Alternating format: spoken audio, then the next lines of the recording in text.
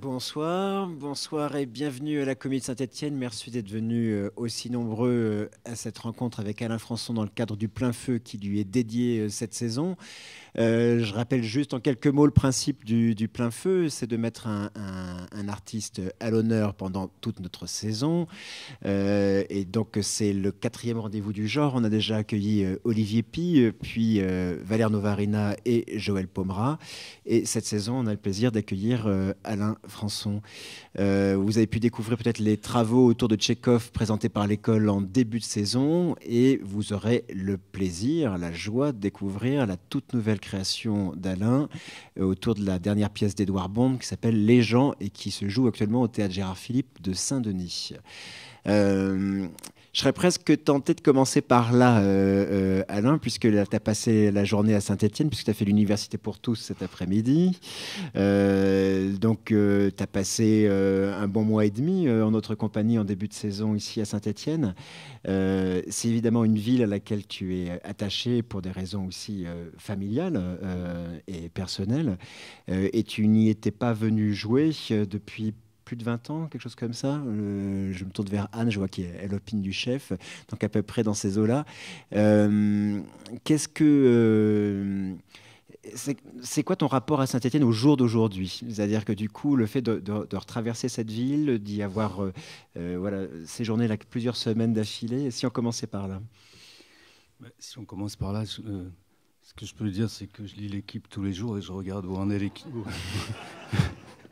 Où en est l'équipe de Saint-Étienne, quoi. Je trouve que dimanche dernier, c'était pas brillant. Non, bon, cela dit, je sais pas, non, je suis très attaché, mais je suis plutôt... Je sais pas, parce que bon, là, je venais souvent, là, il y a quelques temps, puis mon père est mort depuis 2 ans, donc je viens moins. Sinon chez vous et vous voir, mais... je sais pas, là je connais moins la ville maintenant, mais c'est une ville à laquelle j'ai toujours été très attaché, mais surtout aux gens. Je trouvais que c'était une des rares villes où non seulement quand on demande le nom d'une rue, en même temps on paye à boire, enfin voilà, c'est des choses comme ça, quoi.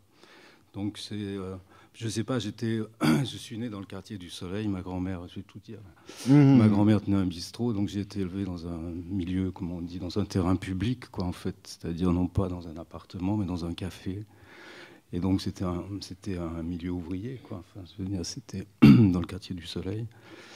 Et je sais pas, pour moi, je sais pas, c'est une ville où s'il y a un mot qui me vient, c'est familier, mais pas de manière péjorative, de manière la plus authentique. Voilà. Je sais pas, c'était même l'habitat minier, par exemple, vers le quartier du Soleil, c'était une chose très bizarre puisque c'était des maisons à 2 étages et le balcon était commun avec les chiottes au bout et bon, bah donc c'était une vie commune, quoi. C'était une vraie vie commune. Donc j'ai gardé ça comme idée de... Alors évidemment, mon père a travaillé un peu à la mine, donc je suis descendu au fond une fois pour voir comment c'était, etc. Voilà. T'as quelqu'un souvenir de ça? Ah bah Chez moi, c'est une des premières choses qu'on fait faire aux élèves quand ils arrivent à Saint-Étienne, c'est leur faire visiter le musée de la mine. Bah ouais. Mais mon père travaillait dans un puits de mine qui existe plus maintenant et qui est juste en face d'où vous allez aller à la Comédie de Saint-Étienne, c'est-à-dire en face de la plaine d'Achille. Je crois que ça s'appelait Villiers. Et à la place, il y a un quick ou je sais pas quoi. Mais là, il y avait un énorme puits de mine avec je sais pas comment ça s'appelle le truc là. Bref. Donc il y avait ça et c'est là que je suis descendu. Et c'est là, comme chez moi, il n'y avait pas de douche. Je prenais la douche avec les mineurs le samedi, voilà. Bon là, vous savez tout, je dis plus rien. Et donc, tu es élevé par tes grands-parents, en fait, beaucoup. C'est une question que j'aime bien poser, évidemment, parce que je trouve qu'elle est assez révélatrice. Qu'est-ce qui, à un moment donné, le théâtre, ça arrive comment? C'est par une prof? Ou qu'est-ce qui, à un moment donné, fait qu'il y a un intérêt pour le théâtre? Qu'est-ce qui déclenche ça? D'où ça vient? Moi, c'est pas le théâtre qui vient en premier, je crois, parce que chez moi, il n'y avait pas de livre non plus, donc... Enfin, je sais pas, je crois que ma grand-mère relisait éternellement Sans famille, je crois. Je l'ai toujours vue en train de lire Sans famille. Elle devait le lire 1 fois, 2 fois, 3 fois, 4 fois. Et en fait, non, ce qui vient en premier, c'est la peinture. Enfin, c'est l'histoire de l'art. Donc, ça veut dire que j'ai été étudiant en histoire de l'art à Lyon, que j'ai une maîtrise et que j'ai fait une licence et une maîtrise d'histoire de l'art. Mais ça, c'est très, comment dire, c'est très revanchard, quoi. C'est-à-dire que quand j'étais étudiant en histoire de l'art, on était une quinzaine d'étudiants. Je crois que j'étais le seul mec. Et tout le reste, c'était les femmes de dentistes. Enfin, j'ai rien contre, hein, d'avocats, de je sais pas quoi, qui se faisaient leur culture de salon à la fac, quoi. Et donc, pour moi, faire histoire de l'art, c'était comme bouffer la culture bourgeoise et puis dire, voilà, maintenant j'en sais autant que vous, quoi. Donc ça vient comme ça. Alors le théâtre, ça vient en plus, parce qu'évidemment, dans cette ville, je parlais du foot, on ne peut pas ignorer. On disait les Verts, les Dastés, on disait. Non, mais c'est vrai. Donc ça veut dire qu'ils étaient aussi, comment dire, aussi reconnus que l'équipe de foot, quoi. Et donc, je ne sais pas, je les ai côtoyés souvent, j'ai même côtoyé Dasté, plus tard, j'ai même fait chez lui, dans sa maison à Gordes, un truc pour FR3 où je suis resté 5-6 jours avec lui, c'était magnifique. Et donc, bon, le premier spectacle que j'ai vu, c'est Oncle Vania, je sais pas, je devais avoir 18-20 ans. Je crois que c'était une mise en scène de Monet, c'était pas d'Asté. Je me suis fait chier, quoi. Enfin, vraiment. Je ne comprenais pas pourquoi on mettait sur scène des gens qui s'ennuient face à d'autres gens qui regardaient des gens s'ennuyer. Je ne comprenais pas. Puis après, j'ai vu Homme pour Homme. Par contre, ça m'a complètement flashé. Bon, on ne suis pas resté brechtien pour ça. mais voilà. Et puis après, c'est des amis, c'est des copains qui étaient à l'école. Puisqu'après, il y a eu une école... je crois qu'il y a Louis Bonnet qui était encore... par exemple, moi, des amis avec qui j'ai créé le théâtre éclaté, Evelyne Didi, par exemple, était, je crois, dans la même année que Louis Bonnet à l'école de la Comédie de Saint-Étienne. Donc après, c'est Didi, c'est Marcon qui a d'abord été élève et puis après qui est passé dans la troupe. Et puis voilà, puis après avec eux, on a fait le théâtre éclaté. Et je reviens un petit poil en arrière, parce que cette histoire de revanche, par exemple, tu la nommes assez rapidement. Ça veut dire que dans ton adolescence, il y a une conscience de ça, il y a une conscience de vouloir accéder à cette histoire de culture bourgeoise, à s'approprier, à digérer pour dire maintenant j'en sais autant que vous, etc. Ça veut dire que c'était aussi net que ça. Oui, non, c'est sur la prise de parole. Tu vois bien que là, je parle, mais ça va, maintenant j'ai un peu appris à parler, mais c'est pas si clair que ça non plus. Donc chez moi, on parlait pas non plus. C'est-à-dire, on se tait, quoi, c'est silencieux, quoi, parce qu'on a peur de parler, ou parce qu'on a peur de dire des conneries, ou parce que je sais pas. Enfin, je veux dire, on a peur de pas être à sa place, ou je sais pas. Donc moi, une fois pour toutes, j'ai pris ma place, j'ai pris la parole. Et puis voilà, et puis je crois que, je sais plus, c'est Bassaglia qui disait ça, quoi. Appartenir à la masse et prendre la parole, il n'y a rien de mieux, quoi.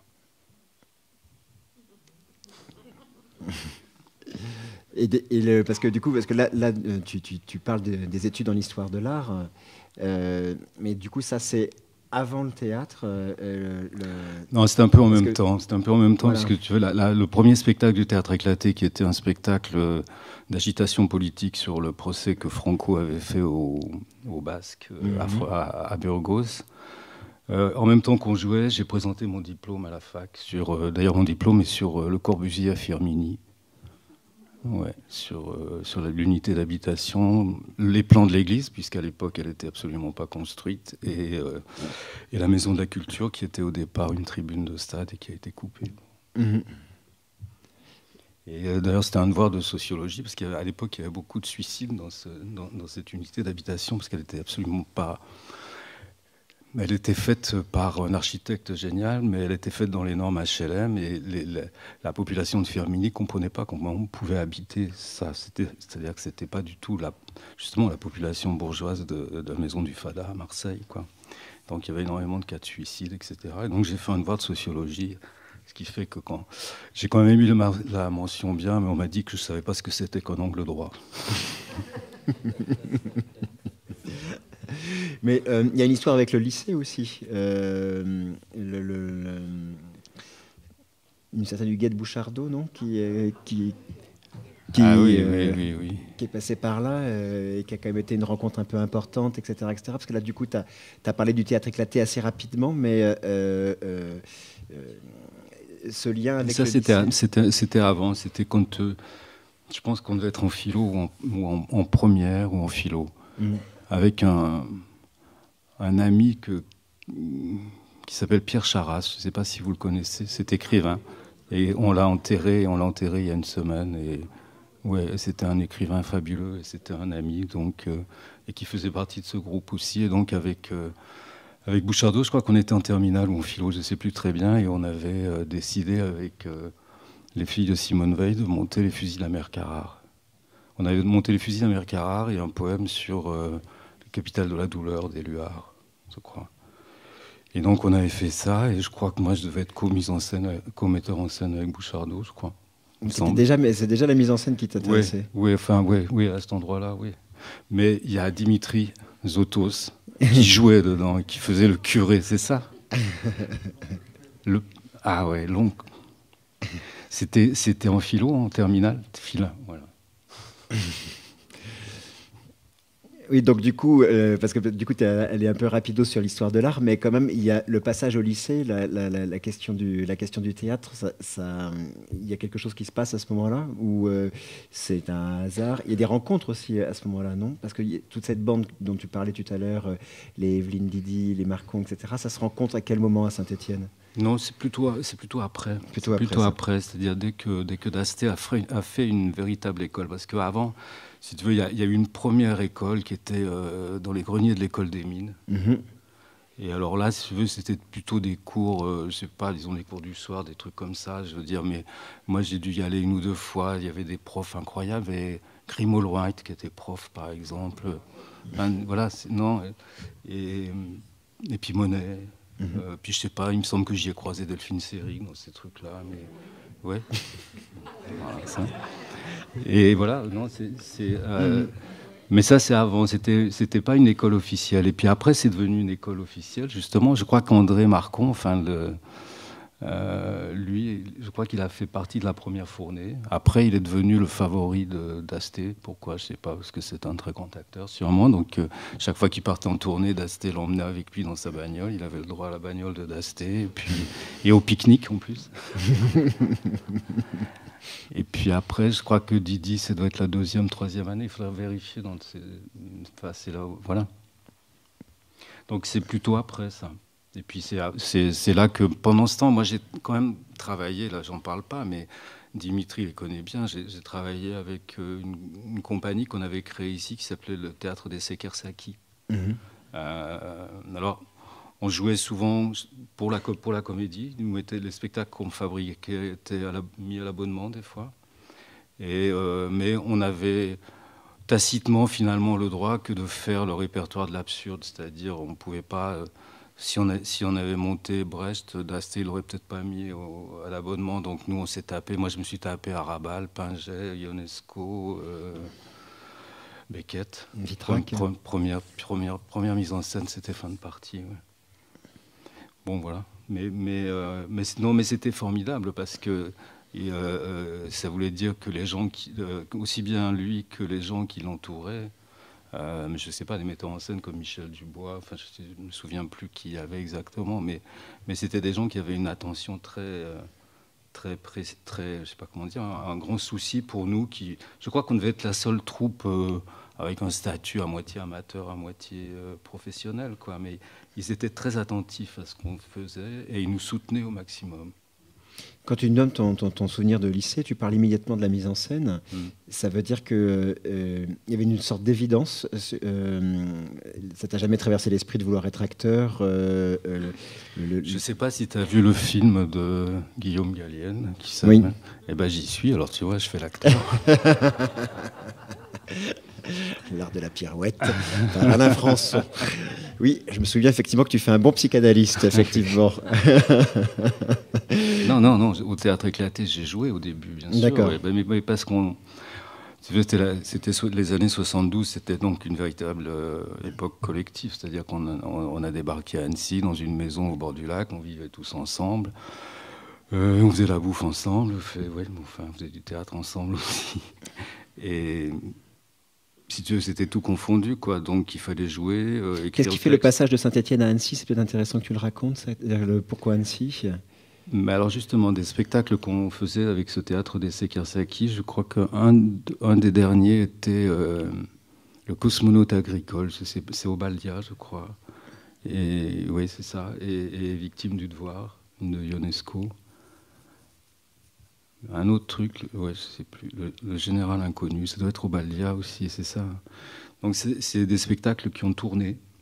À ce moment-là, on est allé jouer plusieurs fois à Annecy.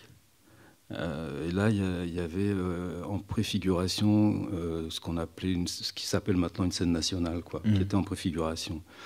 Et puis les Kasaki, à un moment, sont partis à Clermont-Ferrand. Et puis moi, je sais pas, j'avais une copine ici, je suis resté ici, quoi. J'avais pas envie d'aller là-bas. Donc avec Marcon, par exemple, on a remonté fin de partie. Ici à Saint-Étienne. Ici à Saint-Étienne, ouais. Donc on a joué pour la Comédie avec Pierre Charras, justement, qui était dans les poubelles, et Chantal Montelier, je ne sais pas si vous voyez, là, celle qui fait les bandes dessinées, qui était aussi dans les poubelles. Et puis ça aussi, à Annecy, ils l'ont fait venir, ils l'ont vu, et là, Daniel Sonzini, qui était le directeur de ce truc en préfiguration, m'a demandé si je voulais, c'était l'époque, si je voulais venir comme animateur théâtre. Et donc moi je lui ai dit, animateur théâtre, je ne sais pas faire, enfin c'est pas un truc qui...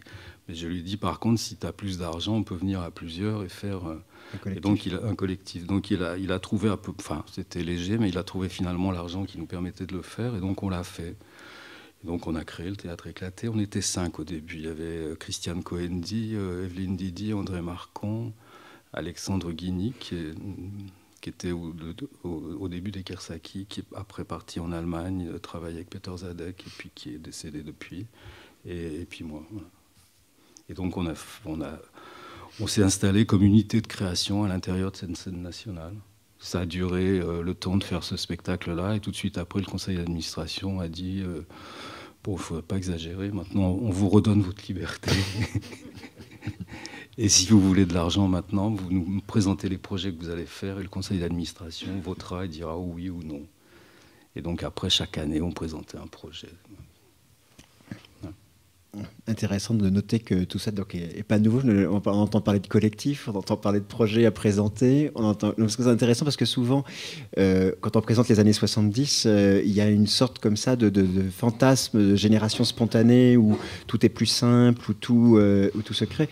Mais en même temps, il a vraiment fallu aussi se forger ses propres outils, se forger son histoire de compagnie. Oui. Les choses tombaient pas du ciel non plus. Non, c'était plus simple. C'était plus simple, c'est une question de nombre, en fait.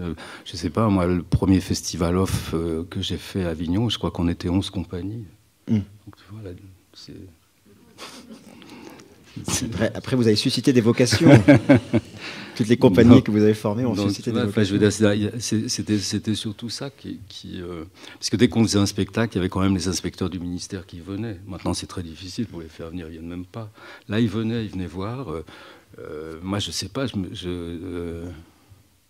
je me souviens quand on a fait La farce de Burgos, comme on avait travaillé avec Gisèle Halimi, l'avocate, puisqu'elle avait réussi à enregistrer, elle avait passé, comme elle était observatrice du procès, qui était un procès militaire à huis clos, mais elle avait passé dans ses jupes un magnétophone, donc on avait les minutes du procès, donc on avait travaillé avec elle, et bon... Pour la petite histoire, elle devait être l'amante d'un type qui s'appelait Clermont-Tonnerre et qui était je ne sais pas ce qu'il était au ministère, quoi. Et il est venu à la première, et quand il a vu le spectacle, 6 mois après, on avait déjà une subvention comme aide à la création, quoi, tu vois. Donc voilà, ça se faisait plus facilement, quoi. Même s'il y avait des histoires d'amants ou pas, mais ça se faisait plus facilement. Maintenant, c'est plus compliqué parce que les gens viennent pas. Ou je sais pas, moi j'ai des amis comme Guillaume Lévesque, ça fait 5 spectacles qu'il fait, il a même pas une seule convention, il a pas 10 centimes. Pourtant, c'est un vrai metteur en scène, il a une vraie compagnie. Enfin, donc voilà. Alors après, ce qui est plus intéressant, c'est comment on arrivait, nous, à fabriquer notre histoire, quoi. Parce que par exemple... Après le procès de Burgos, moi j'ai commencé à dire, parce qu'à la fin du procès, on distribuait des tracts au lieu de saluer, quoi, en appelant à la révolution marxiste-léniniste. et Et puis moi, je sais pas, au bout d'un moment, j'ai posé la question de si c'était vraiment ça. Enfin, Tu en plaisantes, mais en même temps, je veux bien qu'on en parle 2 secondes de ça, c'est-à-dire que le trajet théâtral est intrinsèquement lié à un engagement politique. Dans votre tête, c'est clair. Dans le oui, c'est clair, au départ, c'est clair, oui.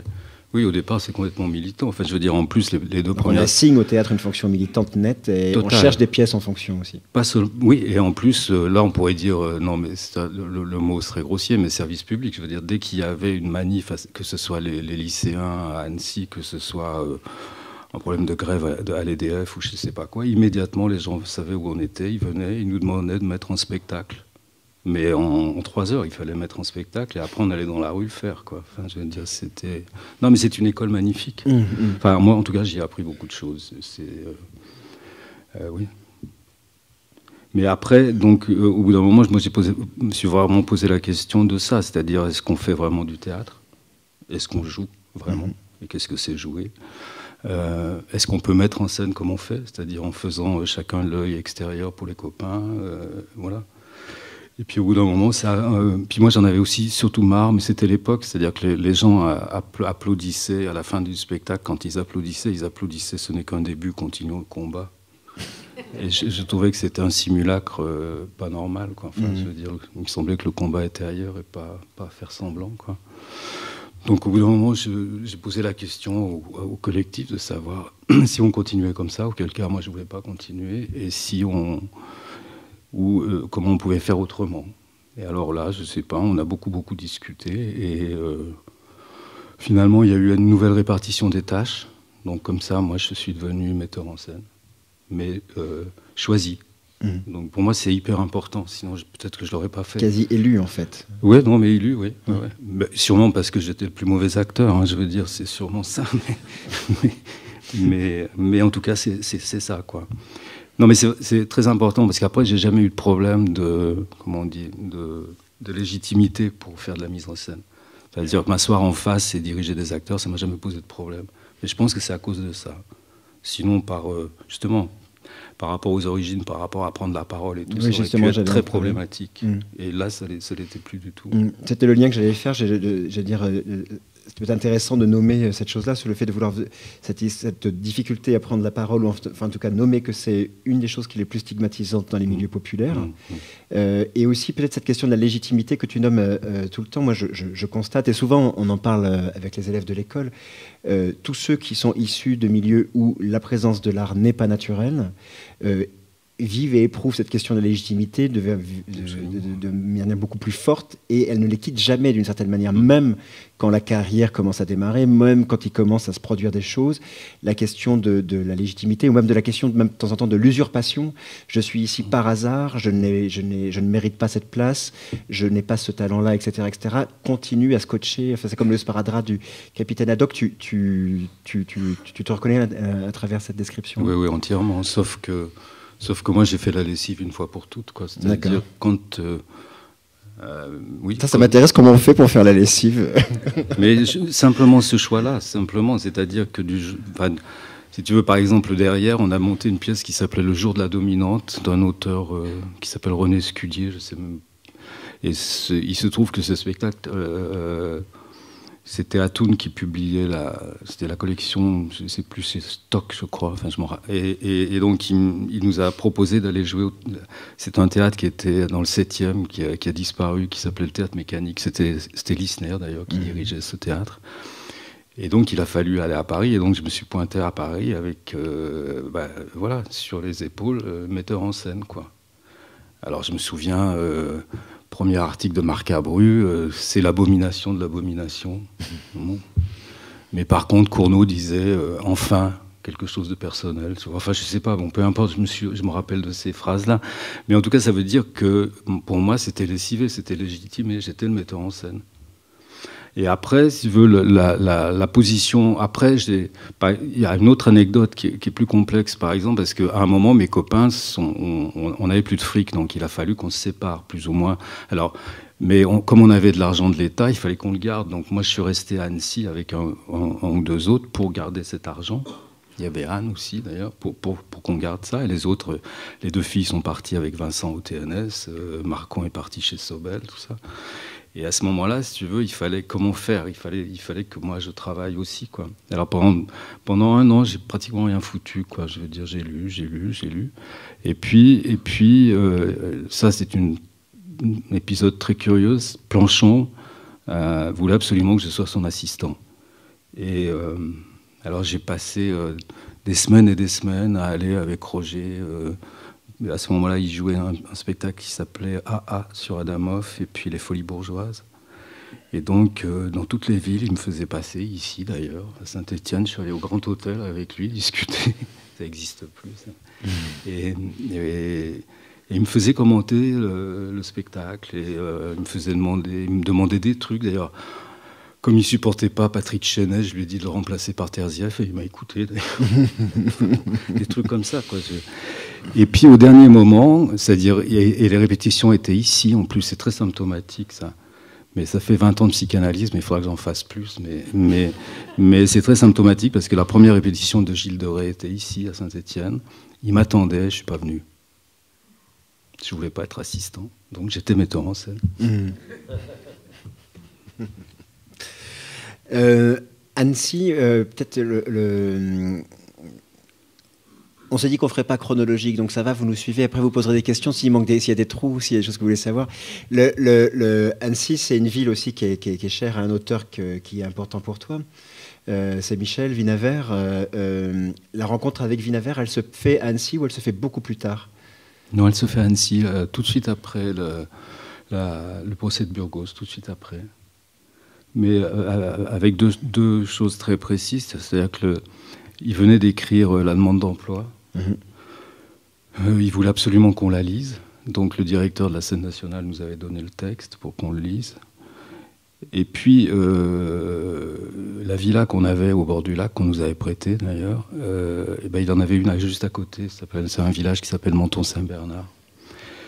Et donc la rencontre, elle a eu lieu sur la pièce. Évidemment, la pièce, on lui a taillé un short monstrueux, quoi, parce qu'on ne comprenait pas pourquoi faire une pièce sur les problèmes d'emploi d'un cadre, ça nous emmerdait, quoi. Enfin, non, mais on ne savait pas lire.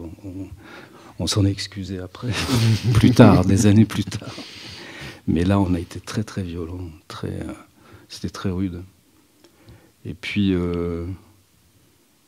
très bizarrement, lui nous a posé des questions sur comment on vivait, tout ça, et on lui a dit qu'on était foutu à la porte de cette villa, là. Et il a dit, écoutez, chez moi, il y a tout le bas de la maison qui est inoccupé, donc allez-y à 2 ou 3, quoi.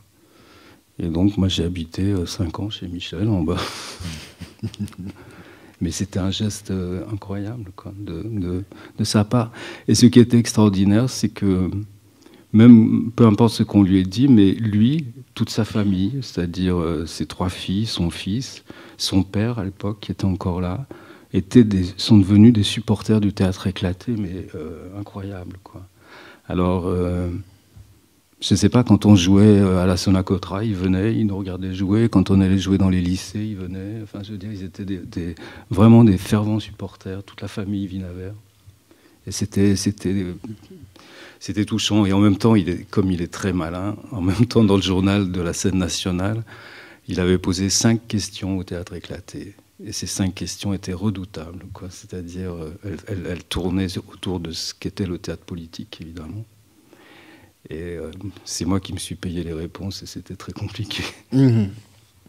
Mais parce que Vinavert, c'est plutôt quelqu'un justement qui pose la question que l'engagement doit être artistique et pas immédiatement politique. Alors je ne sais pas si c'était aussi clair que ça. Oui, c'est ça. Non, oui, en plus, c'est par rapport à ce que tu décris sur le moteur du théâtre éclaté, vous étiez à des antipodes. Oui, enfin, à l'époque, oui.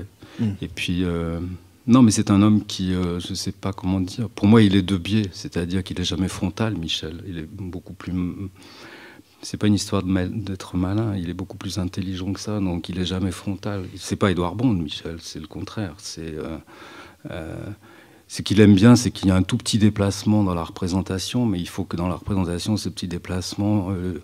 le public en soit presque averti avant, ou je sais pas comment expliquer ça. Ça veut pas dire ça ne veut pas dire qu'il assigne pas au théâtre une fonction réelle, mais Je me souviens, je lui demandais comment il avait fait sur l'objecteur quand il a écrit le roman, parce qu'il y a une part autobiographique et je lui demandais ce qu'il avait fait et il m'a simplement dit bah voilà, j'en avais marre, j'ai posé le fusil par terre et puis je me suis assis. Mais j'avais aucune raison pour le faire, je ne sais même pas pourquoi je l'ai fait, simplement j'en pouvais plus. C'est ça, Michel. Enfin, c'est ce truc-là que je trouve. Sa résistance n'est pas extériorisée, pas conscientisée, pas violente, et pas démonstrative. Mais elle est fondamentale en même temps. Et tu te souviens le moment où la première fois où tu décides de monter un texte de Vinaver? Ah oui, il était très surpris parce que c'est le moment où j'étais un peu tout seul à Annecy. Et donc je lui ai dit... il faut que je fasse une distribution, donc est-ce que je devais vous voyez à l'époque, j'ai mis très longtemps à le tutoyer. J'ai dit est-ce que vous avez une pièce, est-ce que vous me la filez quoi. Il m'a dit je suis en train de finir les travaux et les jours, et donc cette pièce voilà. Et donc j'ai monté les travaux et les jours. Je l'ai d'abord mis en espace pour Atoun et on a tourné dans toute la Haute-Savoie avec. Là il trouvait que c'était formidable. Il était ravi, quoi. Mais c'est vrai que la mise en espace était très, très... Mais ça lui correspond, voilà, c'est pareil. Je veux dire, c'est un homme qui préfère presque les mises en espace que les mises en scène, parce que justement, il y a quelque chose qui n'est pas définitivement clos. Alors que quand c'est mis en scène, pour lui, c'est clos. Et à la limite, il a envie de revenir au livre. Et il préfère peut-être que les gens lisent son livre plutôt que voir la représentation, quoi. Donc pour lui, la mise en espace et travaux les jours, c'était parfait. Moi, j'ai voulu le monter derrière. Et alors là, en plus, moi, je l'ai monté avec Didier Huberman comme dramaturge. Enfin...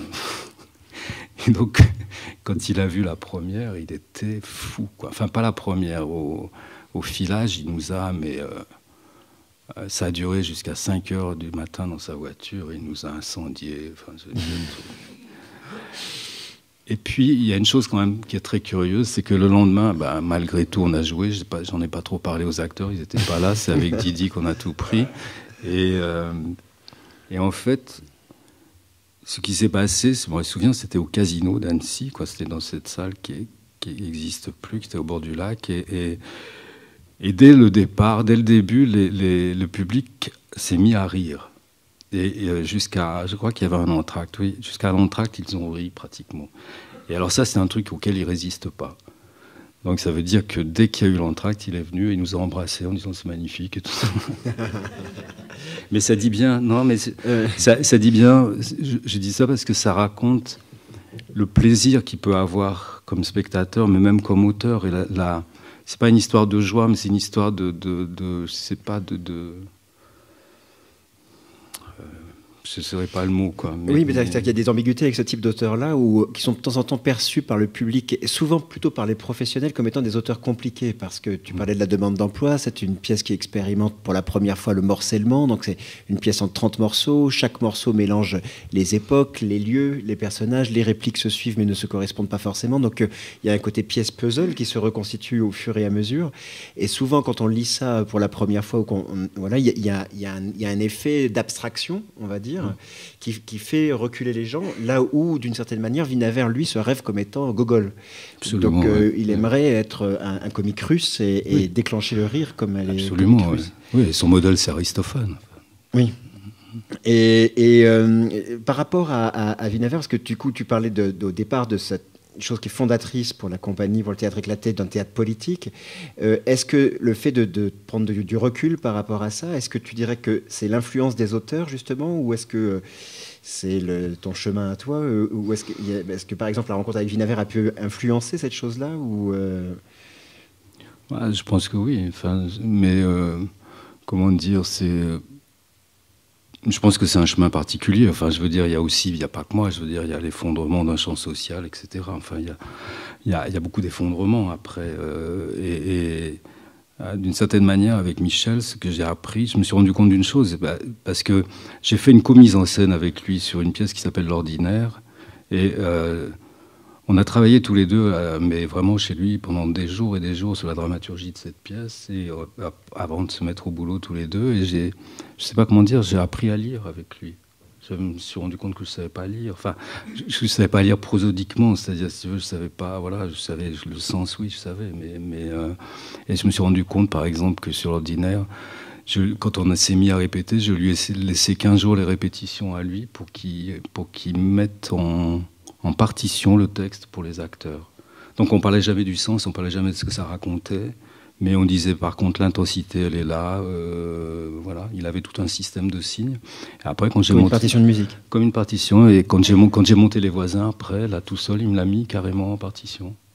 Et c'était magnifique. Hein, je veux dire, j'ai appris ça avec lui. C'est-à-dire, j'ai appris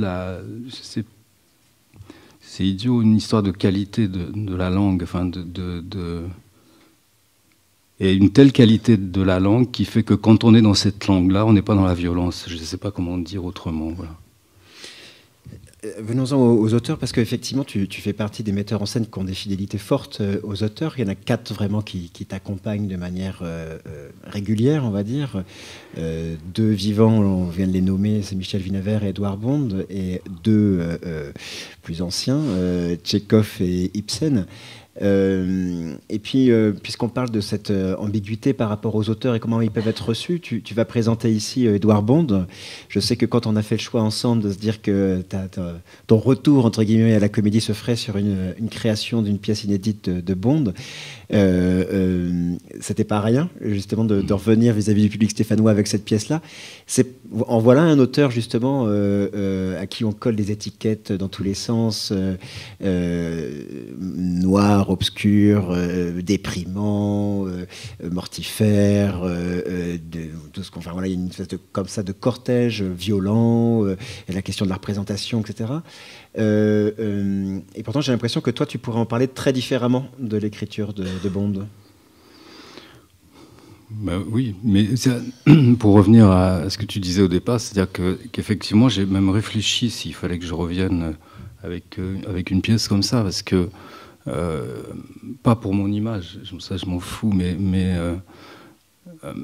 parce que c'est pas que c'est compliqué, simplement, je veux dire, je sais pas s'il y a des pièces de Bond qui ont été jouées à Saint-Étienne, je sais même pas. Peut-être. Je pense que oui. À l'époque de Benoît, j'en suis quasiment sûr, et à l'époque Berrutier-Rancillac, je me tourne vers. Non, donc nous avons eu un trou, on va dire, mais je sais qu'il y a eu quelques pièces à l'époque de Daniel. Non, c'est parce que, si tu veux, c'est un homme qui déclenche. Alors après, il faudrait essayer de comprendre pourquoi, mais d'une certaine manière, pas par rapport au public. Hein, j'entends par rapport à certains, disons, à des gens de la profession et en plus à certains critiques qui déclenchent la haine profondément. C'est-à-dire que même aujourd'hui, je veux dire, ça fait 5 ans que j'ai pas monté une pièce de Bond. Bah, aujourd'hui ou hier dans l'Humanité, c'est pas normal parce que ce journal s'appelle l'Humanité, putain, c'est pas normal. Je veux dire, il y a la même critique que celle qui a eu 5 ans sur Café pour dire que c'était un ayatollah, que moi j'étais son prophète, etc., etc. Et on parle pas de la pièce. On parle pas de la pièce, on parle pas de la fonction de la pièce, on parle de rien. On parle juste comme ça, grossièrement, quoi. Et cette haine, elle est absolument insupportable. Bon, il n'a pas sa carte au parti, bon, ça va, mais c'est pas un problème. Non, mais vraiment, je trouve ça mais scandaleux, quoi. Et je ne sais pas, en plus, cette réputation qu'il a sur la... C'est exactement l'inverse. Je ne connais pas d'homme aussi sincère, vraiment, vraiment. D'abord, c'est un grand poète. Moi, quand je travaille avec lui, j'ai l'impression de travailler avec Shakespeare ou avec les Grecs. Je ne connais pas d'homme aussi authentique. Et je ne connais pas d'homme qui essaye... Je connais pas d'homme qui aime autant le théâtre et qui assigne au théâtre une fonction aussi importante. Alors peut-être qu'il se trompe. Moi, je ne crois pas, mais enfin, en tout cas... Comment vous êtes rencontré avec Édouard ? On m'avait donné le texte de La Compagnie des Hommes. Ça, c'est à l'époque où tu es déjà à la Colline ? Non, avant. Non, c'était en 92. Le spectacle était pour le Festival d'Avignon. J'ai pas voulu le faire à Avignon. Je l'ai fait au Théâtre de la Ville. Je l'ai fait au Théâtre de la Ville. C'était 92. Et c'était la pièce, quand je l'ai lue, à mon avis, par exemple, à mon avis personnel, La Compagnie des Hommes et Par les villages sont les 2 grandes pièces des 50 dernières années, je crois. Mais enfin bon, c'est un avis tout à fait personnel. quand je l'ai lu, j'ai dit je vais la monter, je veux monter cette pièce, mais je suis persuadé de ne pas être à la hauteur ou de ne pas comprendre exactement ce qu'elle dit. Je vois, mais je ne comprends pas tout. Mais pas dans le problème du sens, c'était un problème de forme, parce que la pièce est un geste très particulier. Et donc je suis allé le voir. Et en plus, comme c'est un homme sur lequel on a fait beaucoup de malentendus sur son théâtre, etc., il était donc très méfiant quand je suis arrivé. En plus, il y avait une interprète. Et bon, on a discuté vaguement comme ça de la pièce. Et bon, mais c'était pas très agréable. Et puis à un moment, je lui ai dit, mais je vais vous dire une chose très simple, c'est que dans cette pièce, pendant 10 pages, tout va bien. Et à un moment, je suis décentré. C'est-à-dire, tout à coup, il y a quelque chose qui fait que j'enchaîne plus. Je suis décentré, il n'y a pas d'autre mot. Et puis après, je peux continuer. Alors, il s'est marré, il m'a rien dit. Et quand je suis rentré chez moi, 15 jours après, il m'a envoyé un texte de 20 pages qui s'appelait The Center. Donc, moi, c'était clair. Et c'est un texte admirable sur, effectivement, mais c'est un texte admirable sur la manière dont il construit ses pièces, c'est-à-dire comment il arrive à une réplique centrale, etc. Enfin, et c'était passionnant. Enfin, à partir de là, si tu veux, le travail avec lui est devenu très simple, c'est-à-dire qu'après je lui ai dit je monte les pièces de guerre, il m'a dit ok, pas de problème. Alors là, je le connaissais vachement, et je le connaissais bien, et donc pendant que je faisais les pièces de guerre, dès que j'avais un souci, ou bien si bien sur le sens, ou sur la forme, ou sur la traduction, parce que si tu veux, je veux dire, la traduction doit être hyper précise, sinon on peut se tromper, enfin je veux dire, on peut faire des malentendus. Donc tous les soirs, je lui envoyais un fax, et le lendemain, il me répondait. Et les réponses étaient magnifiques, parce qu'il s'interrogeait lui-même de savoir pourquoi il avait choisi cette expression ou ce mot-là. Il ne me disait pas ce qu'il fallait faire, surtout pas, quoi. Mais voilà, et après, je ne sais pas, c'était magnifique. Quand il a vu les pièces de guerre, on a parlé pendant 2 heures. Et pour les 2 heures, c'était des critiques assez, pas violentes, mais assez fortes. Et puis au bout d'un moment, il m'a dit, bon, bah, maintenant on a passé 2 heures, maintenant il me faudrait 2 jours pour vous faire des compliments. Mais après, bon, si tu veux, après c'est un compagnonnage, c'est-à-dire que il y a une chose qui s'est inversée quand on était à la Colline, c'est qu'après, il venait voir les spectacles pour pouvoir écrire les prochaines pièces, en fait. Et c'est ce qui s'est passé là sur les gens. Ça faisait longtemps qu'on ne s'était pas vu, qu'on n'avait pas travaillé ensemble, la pièce ne me posait pas trop de problèmes pour la mettre en scène, donc on a échangé quelques mails, mais pas tant que ça. Et puis, comme Dominique Valadier était fatigué, il y avait des répétitions qu'on était obligé d'annuler. Enfin, c'était très compliqué à répéter. Et puis il est venu voir le filage qui était juste avant la Générale, je crois. Et là, il en est sorti... moi, je ne l'avais jamais vu comme ça, c'est-à-dire... comment dire, bousculé par le fait d'avoir écrit cette pièce, qui considère dans son trajet à lui comme une nouvelle étape, comme un nouveau... il m'a dit que pour lui, c'était comme quand il avait écrit Sauvé. Il a eu la même impression que Sauvé, c'est la première ou la deuxième, je ne sais plus. Et qu'il avait la même impression et qu'il était... Donc il était... mais c'était au-delà du contentement. Enfin, c'était tout à coup une... Alors après, il devenait un peu dingue en disant « je déclare la guerre au théâtre, à la frivolité ». Quand tu décris ton rapport avec les auteurs, quand tu parles de Michel Vinevert, quand tu parles d'Edouard Bond, c'est très actif comme rapport, c'est-à-dire que tu as un vrai échange avec eux, très régulier pendant les répétitions, etc. etc. C'est pour toi un des moteurs de choix de travailler sur des textes d'auteurs vivants, parce que je remarque que par exemple sur Tchekhov, qui comme chacun sait n'a plus mal aux dents depuis longtemps, tu le remplaces d'une certaine manière par André Markovitch, qui est quand même une sorte de complice aussi très fort, qui est le traducteur de Tchekhov en France. Et donc est-ce que ça c'est quelque chose dont tu éprouves le besoin d'avoir un interlocuteur pour arpenter le texte, creuser le texte, le dessiner? Oui, mais avec André, c'est pas pareil, si tu veux. Alors, avec André, c'est sur la traduction que ça se fait. Donc moi, souvent, je suis pas d'accord. Enfin, je parle pas russe, mais il suffit de prendre 10 traductions de le Vania, de comparer, de voir ce qu'André il a choisi et de lui poser des questions. Et on voit très bien quand on lui pose des questions, on voit très bien s'il est sûr de lui ou s'il n'est pas sûr de lui. Donc c'est déjà... Enfin, voilà, mais évidemment, c'est un théâtre qu'il connaît parfaitement, quoi. Mais en plus, si tu veux, ce qui est beau, c'est avec lui, c'est toujours un problème d'oreille. C'est-à-dire que toutes les répétitions avec lui commencent par le fait qu'il le lise en russe. Nous, on l'a expérimenté avec les élèves, d'ailleurs. Enfin, il nous avait lu, je crois. Hein. Ouais.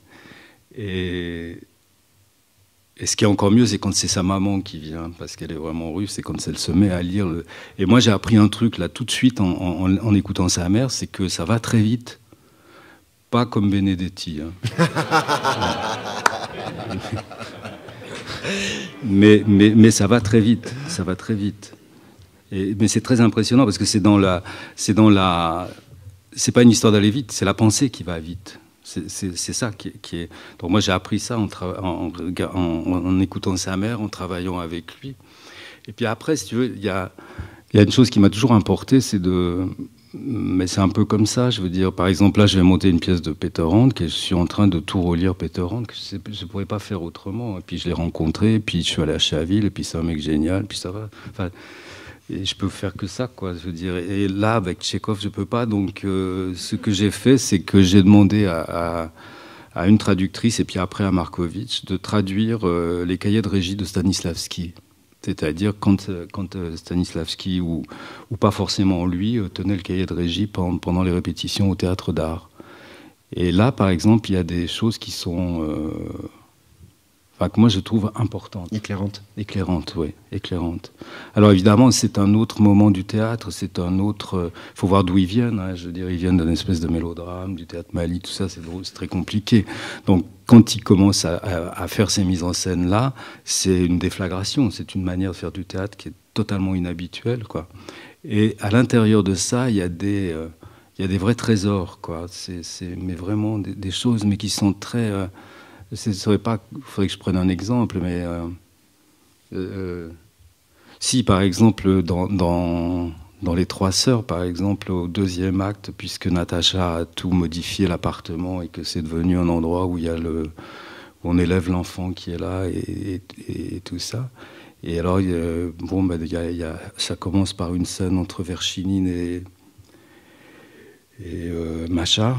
Et à un moment, par exemple, Verchinine, ça c'est dans la mise en scène du théâtre d'art, je trouve ça remarquable.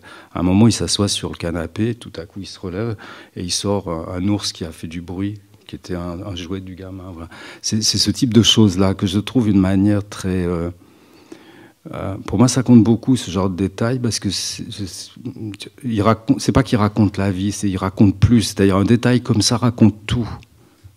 C'est rien et c'est tout. Et il y a beaucoup de choses comme ça dans ces trucs-là du théâtre d'art. Ou alors, je sais pas, par exemple, quand on monte la Cerisay et que Gaëf revient de la vente, en général, alors il pleure, oui, bon d'accord, il a amené des harengs de Kertch, je sais plus, et puis il dit qu'il va se coucher, et il pleure, et Fierce l'accompagne. Et à ce moment-là, on entend Yacha qui fait une annonce parce qu'ils sont en train de jouer au billard. Et il fait une annonce parce qu'ils jouaient du fric au billard. Et je ne sais plus ce que c'est je ne sais plus quelle est la réplique de Fierce, mais en général, c'est une réplique que tout le monde fait de façon mélodramatique, alors que Stanislavski dit « Mais non, il ne va pas se coucher, il n'est pas triste, il va jouer au billard. » C'est pour ça qu'il demande à ce qu'on l'habille très vite. Donc c'est le contraire. Donc ça raconte parfaitement en quoi l'inconséquence de ces riches-là, par exemple. La maison a été vendue et 2 secondes après, il va jouer au billard, il n'a rien à foutre presque. Donc c'est le contraire du drame qu'on joue d'habitude sur ce personnage, par exemple. Je trouve ça très éclairant. Enfin bon, là c'est des détails, mais c'est ce type de choses que je trouve qu'il y a dans les cahiers de régie. Ce qui est remarquable dans Les Gens, puisque moi je l'ai eu la chance de le voir, c'est la distance, le juste distance que tu arrives à prendre avec à la fois quelque chose de l'ordre de l'incarnation, parce que c'est absolument tout sauf formel ce jeu, et en même temps une forme de stylisation du jeu qui fasse qu'on ne sombre pas dans une forme de naturalisme épouvantable, parce que souvent, moi j'en suis venu à écrire dans parce que là maintenant on va avoir un concours pour l'école là dans pas longtemps, et on a regroupé toutes les notes qu'on s'est fait en jury et on va les rendre publiques. Enfin, les candidats peuvent les lire avant de passer le concours cette année. On se dit comme ça, ils seront ceux qu'on a pensé les années précédentes.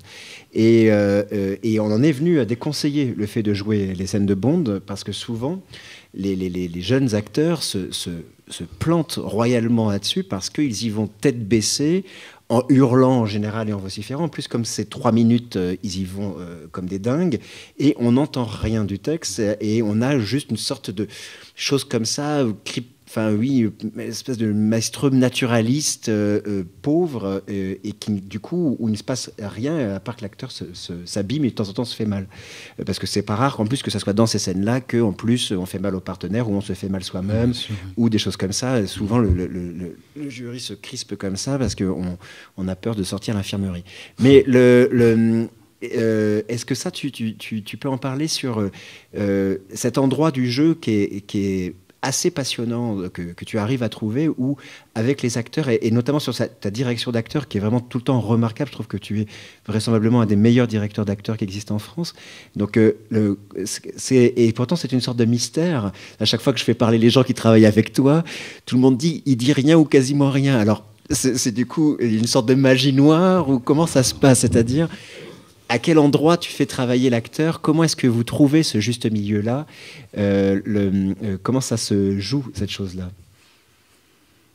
Je ne sais pas. Sur les gens, c'est la situation.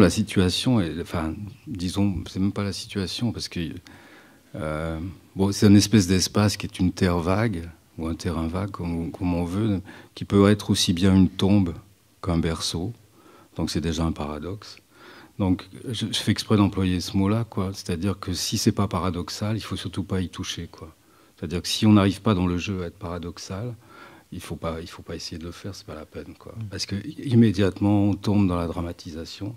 Dès que c'est dramatique, dès qu'il y a du pathos, dès que c'est fini, quoi. C'est-à-dire que c'est inaudible, ça devient totalement inaudible. Et le problème de ça, c'est qu'on ne peut pas non plus le dire. Enfin, je veux dire, il faut bien trouver comment jouer, quoi.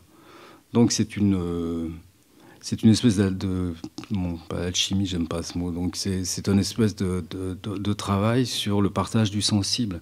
Alors il y a déjà du partage du sensible entre moi qui suis en face et puis les acteurs. C'est-à-dire que c'est pas que je me tais, mais je veux dire quand on donne les indications, autant être précis, autant essayer de donner les indications justes, quoi. Moi je supporte pas le baratin, c'est-à-dire les gens qui, enfin je sais pas, je vous ai pas trop baratiné pendant qu'on travaille. Non, mais ça me paraît important, je veux dire. Sinon, non, parce que voilà, si j'ai pas été assistant de Planchon, c'est une de ces raisons. Mais lui, il le faisait à table. Parce que chez Rho, il disait presque l'inverse de toi. Lui, il disait j'abreuve les acteurs d'acteurs en espérant que sur tout ce que j'ai dit, il y ait une chose qui les ait aidés. Non, je crois pas. Non, voilà, je pense qu'il y a un mot qui déclenche. Moi, il faut trouver le mot, quoi. C'est tout. Enfin, si on trouve le mot qui déclenche, des fois, c'est rien du tout. Hein. Des fois, c'est vraiment. Mais on est à 100 lieues de penser au mot qu'il faut, quoi. Et puis il vient ou il vient pas, quoi, je veux dire. Et puis des fois on se casse la tête pendant 2 jours pour le trouver, on le trouvera jamais. Enfin, mais ça me semble être une règle mais c'est une règle de concentration aussi. Enfin, alors par exemple sur les gens, par exemple si je prends le personnage de Postern, c'est-à-dire celui qui commence, il est dans une espèce de trou. Et il est mourant, donc il n'en finit pas pendant toute la pièce, c'est-à-dire pendant 1h30, il n'en finit pas de mourir. Et donc quand ça commence, il est dans son sang. Il se trouve que c'est un tueur, c'est-à-dire qu'il a participé à des exécutions, à des charniers, etc. etc. Et quand ça commence, il est dans son sang, et ce sang, il croit, comme c'est normal, il n'a pas encore compris qu'il était dans un statut de victime, il croit toujours qu'il est dans un statut de militaire bourreau. Donc il commence à insulter son propre sang, à y taper dessus. Je veux dire, ça, par exemple, c'est une situation magnifique à jouer. Enfin, évidemment, si on le joue dramatiquement ou si on le joue de la manière la plus en s'étonnant simplement. je veux dire. Parce que pendant tout le début, il faut d'abord, qui se rende compte, alors après avoir dit c'est le sang d'un salaud, d'avoir marché dessus, de l'avoir piétiné, là, tout à coup, plus ça avance, plus il dit mais c'est le mien. Tout à coup, il se rend compte qu'il est blessé, donc c'est vraiment le sien. Et puis après, il faut qu'il arrive à comprendre comment il est passé enfin à un statut de victime. Et le statut de victime, il arrive à le trouver, et quand il le trouve, à ce moment-là, il se rend compte que c'est ses potes, les gangsters de l'armée, puisque ça se passe en 2077, et l'armée, c'est plus que des gangsters, c'est plus rien. Enfin, et il se rend compte que c'est ses potes qui l'ont tué. Après, il pose la question immédiatement, c'est là qu'il est fort, bon, immédiatement, il pose la question pourquoi. D'ailleurs, c'est une des questions de mise en scène, ça. La mise en scène, elle ne devrait répondre qu'à la question pourquoi. Pas à la question quoi, à la question pourquoi, et peut-être éventuellement dire une chose ou un petit mot sur le comment. Mais le comment, il appartient aux acteurs. Enfin, il me semble, en tout cas. Et donc, il pose la question comment j'en suis arrivé là. Pourquoi ? Alors, il se rappelle que c'est une exécution qui a eu lieu, que ce jour-là, ils avaient besoin des camions, qu'ils ont mis les otages devant la porte, devant le grillage du camp, qu'ils n'ont pas eu le temps de les mener à la fosse, où d'habitude ils les descendent, que là, on lui a ordonné de le faire. Et donc, il pose la question pourquoi on m'a mis là et qu'est-ce que j'avais fait pour qu'on. Et puis, comme il n'a pas immédiatement dans la pièce, c'est-à-dire ça dure 10 minutes, c'est les 10 premières minutes, comme il n'a pas de réponse immédiate, parce que toute la pièce est sur la mémoire, il faut que la mémoire, la suite revienne.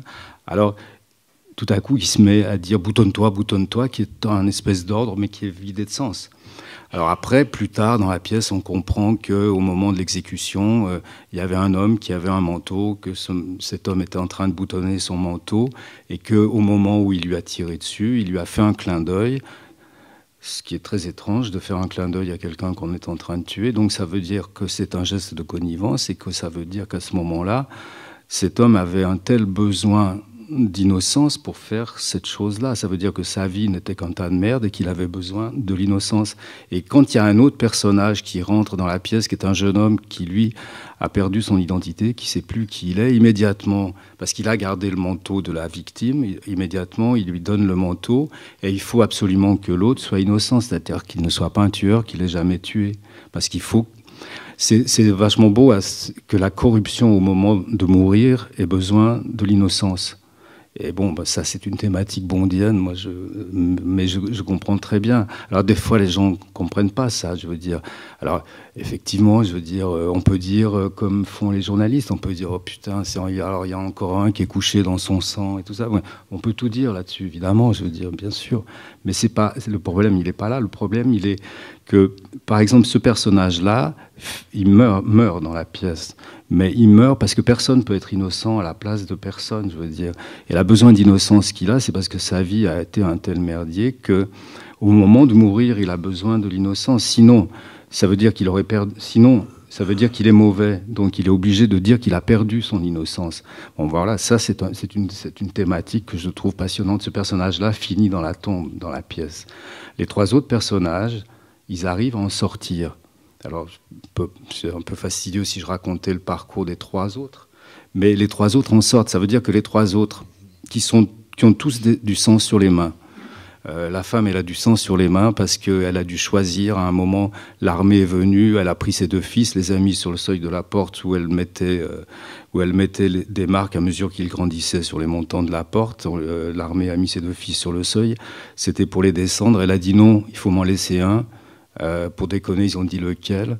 Elle a fait le choix, qui est un choix très bondien, ça, qui ressemble aux pièces de guerre, c'est-à-dire qu'elle a choisi, paradoxalement, le plus mauvais, parce qu'il y en avait un bon et un mauvais. Elle a choisi le mauvais pour vivre, parce que c'était peut-être celui qui avait le plus besoin d'elle. Enfin, on peut justifier. Enfin, ça, c'est un choix très bondien. C'est toujours dans les pièces de guerre, dans Rouge, Noir et Ignorant, c'est comme ça aussi sur les choix. Et cette femme est toujours fixée sur le choix. Elle passe, par exemple, son temps dans la pièce. Elle détrousse les morts après les exécutions. Elle est là avec un sac. Et dans ce sac, elle a les vêtements. Joué par Dominique Valadier. Ouais, dans ce sac, elle a les vêtements des morts. Et elle est toujours en train de choisir, de savoir s'ils sont bons ou mauvais, comme ses deux fils. de savoir si on peut les réparer ou pas les réparer, si on peut les revendre ou pas les revendre. Donc elle fait chaque fois des tas, quoi. Donc elle est restée fixée sur le choix. À un moment, elle raconte son histoire. Une fois qu'elle a raconté son histoire, elle en prend la responsabilité en disant qu'il y a des moments où on ne peut pas faire autrement face au pouvoir ou face à l'autorité. Et donc, à la fin, par exemple, elle quitte cet endroit-là. Alors, où ils vont, j'en sais rien, c'est la société de 2077. Bon, chez Bond, elle est repérée, hein, je peux vous en parler, mais ça va durer des heures. Mais Dominique Vallelier, elle réussit ce tour de force d'arriver à nous faire rire avec cette situation-là et avec ce personnage-là. Oui. Donc ça, je reviens. Non, mais je pense que c'est très important. Ce que tu disais sur le partage du sensible, en fait. Oui, et en plus, c'est contrairement à tout ce qu'il dit, moi, je sais pas, il y a une pièce, par exemple, qui s'appelle Si ce n'est toi, qui est absolument, je veux dire, pendant un moment, évidemment, ça n'est pas fait d'eau, mais il y a une discussion, il y a une bataille à 3 sur 2 chaises. Moi, quand je l'ai monté, les gens rient autant à ça qu'à On purge bébé. Enfin, je veux dire, oui, mais non, mais vraiment. Parce que je crois qu'il est profondément... contrairement à ce qu'on dit, je veux dire, c'est organiquement lié chez lui, le comique et le tragique. C'est-à-dire que... Moi, je pense que, par exemple, dans Les gens, si les soirs où ça rit pas... moi, je suis blessé parce que je trouve que c'est pas qu'on n'a pas fait notre travail, c'est qu'il y a un truc qui s'est pas fait. Parce que ce rire est indispensable, parce que c'est un rire d'humanité. Parce que cette pièce, contrairement... S'il y a un type qui m'a dit ça l'autre jour, et ça m'a fait plaisir, c'est-à-dire que contrairement à l'idée de noirceur, à l'idée de ce mec dont on dit qu'il fait la leçon, tout ça, il y a quelqu'un qui m'a dit ah bah, c'est noir, mais c'est un hymne à la vie. Et je trouve que, voilà, oui, ouais, je suis d'accord.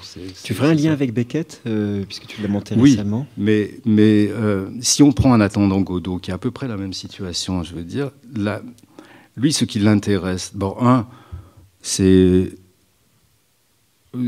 ce truc-là où on dit, où on se pose la question, qu'est-ce qu'on attend, il va venir, il va pas venir, est-ce qu'il vient, quand est-ce qu'il vient? Cette question est totalement stupide, puisque de toute façon, le spectateur, dès que ça commence, il sait qu'il viendra pas, de toute façon. Alors, pourquoi perdre autant de temps, quoi? Et à la place, là, il y a quelqu'un qui vient, par contre. Alors, c'est pas un enfant qu'on envoie pour dire qu'il viendra pas, mais c'est un presque enfant qui rentre et qui pose la question, qui je suis? Ça me paraît beaucoup plus intéressant, déjà, de savoir si l'autre va venir ou pas, quoi. Et la deuxième chose qui me semble intéressante, c'est qu'ils se posent la question de où ils attendent. Et l'endroit où ils attendent, justement, ce terrain, enfin, qu'on pourrait dire de manière concrète, ce terrain vague, quand Dominique, elle renverse son sac, son body bag, c'est-à-dire un sac pour les cadavres, ce qu'on met dans les cadavres dans toutes les guerres, quand elle renverse et que les vêtements tombent, on a l'impression que c'est un charnier. Donc ça veut dire qu'il s'intéresse davantage que Beckett à la question où attendent-ils ? Et l'endroit où ils attendent, ce sont des endroits qui pourraient nous faire frissonner. Enfin, c'est des endroits pas qu'on connaît, mais c'est des endroits de référence. C'est les camps, c'est Hiroshima, c'est etc. Enfin, voilà. On va un peu passer la parole à la salle, mais il y a une chose que tu as dit, j'aimerais bien que tu parles là-dessus, c'est est-ce que pour toi, en tant que metteur en scène, c'est important d'être compris du public? Parce qu'à un moment donné, tu as tourné autour de cette question-là, et je trouve que c'est une question intéressante, en fait. Oui. Mais pour moi, c'est le plus important, mais comment je veux dire, je peux... Pardon de dire ça, mais il y a des fois, je ne suis pas responsable de la paresse du public.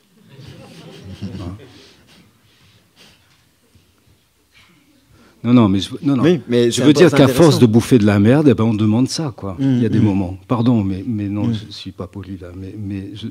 Et il y a des endroits, j'ai plus envie d'y être, j'ai plus envie d'y jouer. Voilà. Mais en même temps, je veux dire, si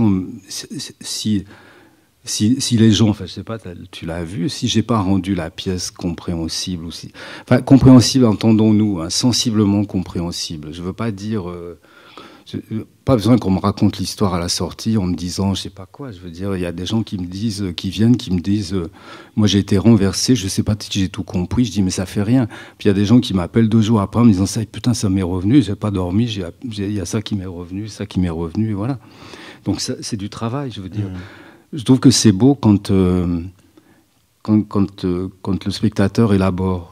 Il y a même un terme en psychanalyse qui est perlaboré, qui est encore mieux, je trouve. Parce que ça veut dire tous les déchets y compris, quoi. Et ça me paraît... Voilà. Mais n'empêche qu'il y a...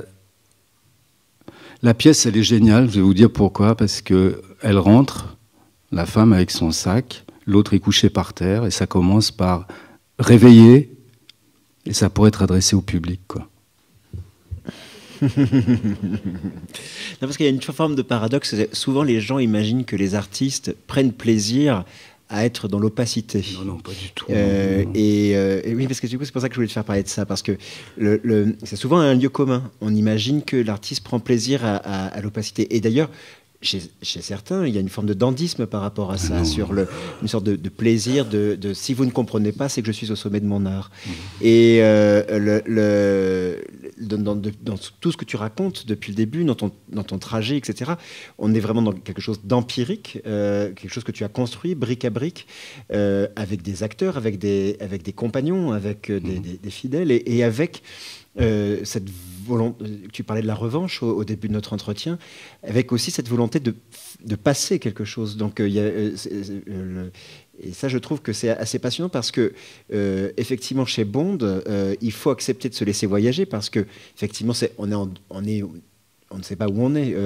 Tu parles de terrain vague. Intéressant de dire que tu nommes le terrain vague, puisque le poème qu'a fait écrire Vinaver le premier, c'est la terre vague de Wasteland de T.S. Eliot. Donc on voit tous les points et toutes les correspondances, même si ce sont des auteurs qui sont très différents comme ça a priori, mais quand même qui ont des correspondances. Donc c'est intéressant de sentir ça sur le fait que même si c'est un auteur effectivement où on sent qu'il y a de la fable métaphysique, philosophique derrière, il y a la volonté quand même d'être perçu, parce que je reviens à ton appréhension, ta peur de te dire je vais revenir à Saint-Étienne avec cette pièce-là. Il y a l'envie aussi, d'une certaine manière, on est toujours dans une forme de paradoxe, c'est-à-dire, et là on est au cœur on va reciter d'Asté, c'est-à-dire de l'exigence la plus forte possible pour le plus grand nombre possible. Absolument, ça reste au cœur de ce que tu cherches. Mais je me suis rendu compte parce que pendant que j'ai dirigé le Théâtre National de la Colline, j'en ai monté 5, je crois, ou même avec les 2 petites pièces, ça doit faire 6. Et il y a toujours eu, on n'est jamais descendu en dessous de 9000 abonnés. Et moi, j'avais toujours un souci, c'est-à-dire que chaque fois, je disais, faut qu'on fasse gaffe, tant pis je le monte, mais il faut qu'on fasse attention. Et je me suis rendu compte au début que les gens... des fois, on faisait des discussions comme on fait là, et les gens disaient vous nous en demandez des trucs, hein, je veux dire, il faut vous suivre. Et puis, les 3 ou 4 dernières années, les gens disaient alors, le prochain Bond, c'est quand? Non, mais vraiment. Et je crois que c'est ça mais si tu veux, je supporte pas cette incompréhension, c'est qu'il y a un problème s'il y a ça. Enfin, je veux dire, tu sais, c'est comme les metteurs en scène à qui on dit mais vous n'avez pas monté la pièce, vous n'êtes pas fidèle à la pièce, et ils répondent non, mais j'étais fidèle à moi-même. Moi, je m'en fous un peu de ça. Du coup, je rebondis là-dessus. Tu dirais que... parce que Sobel, par exemple, dit que... moi, je me reconnais un peu là-dedans en disant il est toujours un peu gêné quand les metteurs en scène se dénomment artistes. Il lui dit, moi, je suis un passeur. C'est quelque chose qui fait écho chez toi ou pas?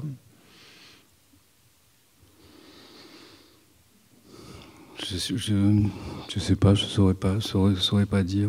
Je crois que j'aime pas le mot passeur non plus. Alors. Mais le mot artiste? Non. Non plus. Non plus. Mais non, mais c'est.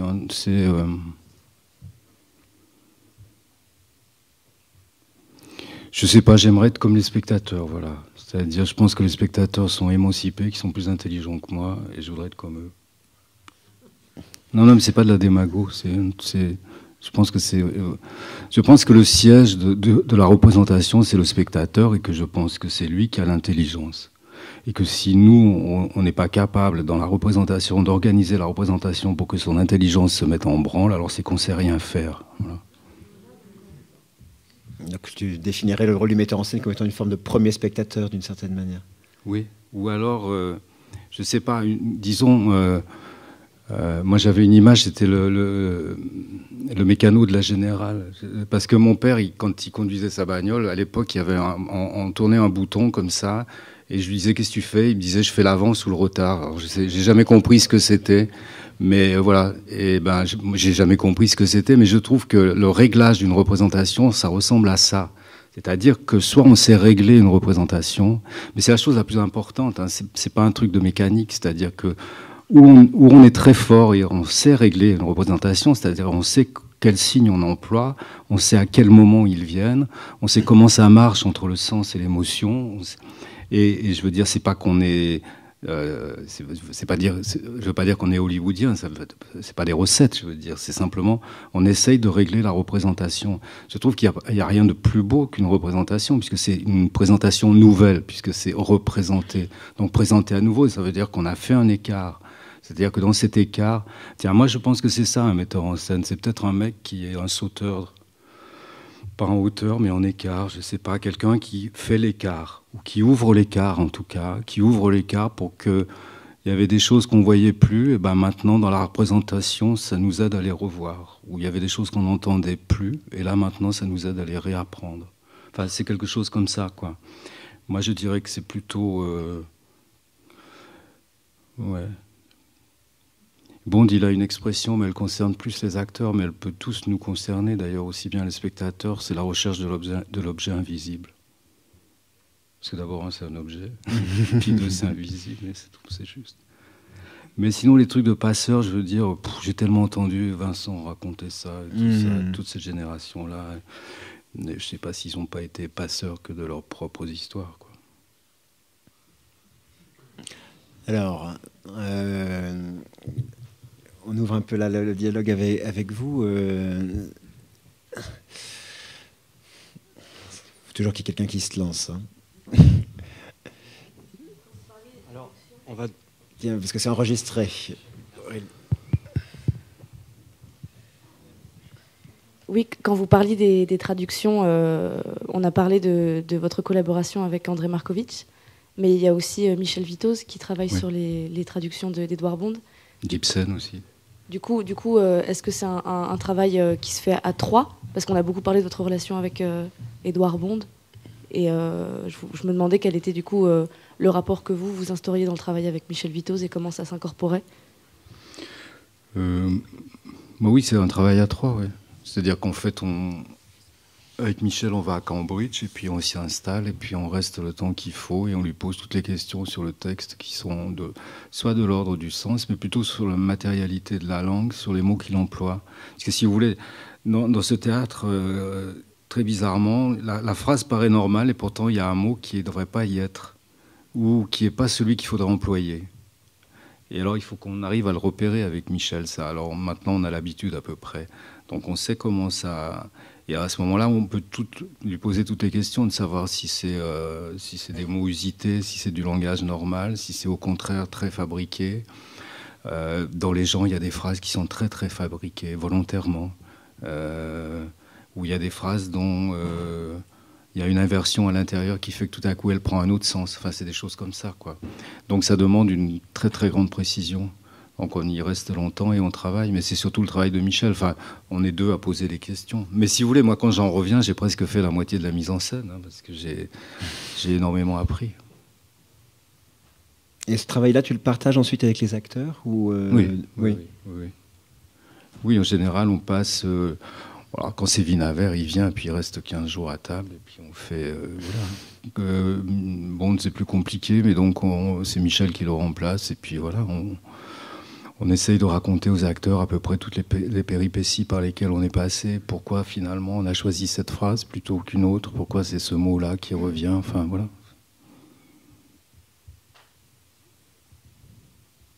Ah, par exemple, je sais pas, dans Army Gang, on ne savait pas, tu vois, c'est gang de l'armée, je sais pas quoi, enfin gangster, au bout d'un moment, c'est plus ce qu'il faut employer pour... Il y a beaucoup des expressions comme ça dans les gens qui sont très, très, très complexes à traduire.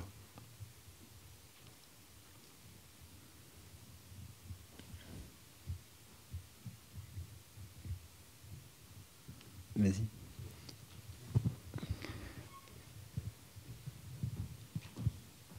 Oui, moi j'ai juste pas bien saisi le nom de la pièce qui se passe en 2077. Les gens. Mais c'est toute une série, si tu veux. Quand j'étais à la colline, il a écrit une tétralogie pour la colline. Donc la première pièce, c'est Café. Après, il y a le crime du XXIe siècle, Naître, Les gens. Donc celle qu'on va jouer ici. Et une autre qui est déjà écrite, qui s'appelle Innocence. Celle-là, je crois que je ne pourrai jamais la monter parce qu'il y a beaucoup trop de personnages. Et qu'il y a très peu de gens qui... vous savez, quand moi je viens voir les copains qui ont des... Pas ici, mais quand je vais voir les copains qui ont des théâtres et tout ça, et que je leur dis je viens avec une pièce de Bond, ils me disent ouais, non, viens quand tu veux, mais avec autre chose. Avec Fédo. Mais oui. Donc, pour finir, c'est toute cette tétralogie, et même cette quinte, puisqu'il y a 5 pièces, se passe. Disons, nous, on s'amusait quand on faisait ça à dire c'est le 18 juillet 2077. Mais enfin, en tout cas, c'est post ce que vous voulez, mais pas maintenant, en tout cas. Ben oui, justement, comment on passe de Bond à Fédo? Parce qu'il y a eu aussi quand même pas mal de mise en scène de Fédo. À la question, 2 univers quand même franchement opposés, sinon antithétiques. Ouais, mais je sais pas, je trouve que Fédo, il n'a pas la place qu'il devrait avoir. Enfin, ça, j'en suis sûr. Je trouve qu'il y a... c'est très curieux parce que, je veux dire, au moment où ils ont Ibsen, au moment où ils ont Tchekhov, au moment où ils ont Strindberg, nous, on a Fédo. Donc c'est très français. Ça veut dire quoi? Je ne sais pas ce que ça veut dire, mais par rapport à la société française et à la bourgeoisie française, ça veut sûrement dire quelque chose, quoi. Et donc, il y a quand même chez cet auteur quelque chose d'énorme sur la bêtise de cette classe. Enfin, et que moi, je trouve formidable à mettre en scène.